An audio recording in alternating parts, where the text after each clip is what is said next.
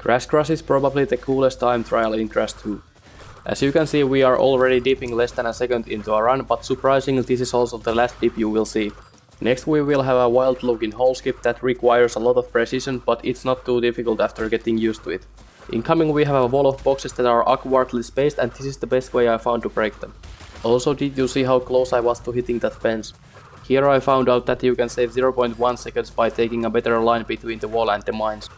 Up next we have more really cool strats whereby carefully spacing my slides and spins I can navigate between all kinds of hazards. After all this I have to land a cool scenery hop which needs to be done in a specific way to keep the speed. And now we have probably the wildest looking strat which saves about 0.1 seconds. That whole skip is actually quite consistent, but it needs specific lines to work. In this section I start a hop from a tiny pit on the ground that is really hard to see, and right after I do another one, but this time the pit is way more visible.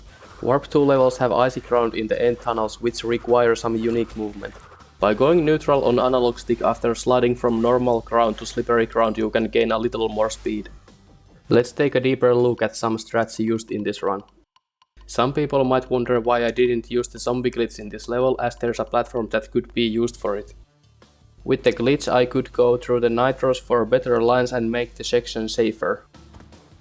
Unfortunately, this platform doesn't work and causes the level to softlock. I used to start the level with a hole skip, but fortunately the dip doesn't lose any time, which is lucky because this might be the worst hole skip in the entire game. You could easily spend up to 20 tries just to get it once. In this comparison we can see that the hole skip is only slightly faster, but the different spacing makes the slide jump at the end fail most of the time. This scenery hop is used in full game runs and many people struggle with it, so let's take a closer look.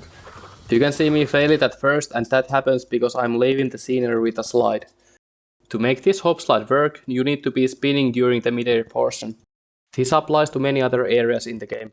To fix this, you can briefly slide towards the wall and start moving forward after pressing the spin button. Thanks for watching.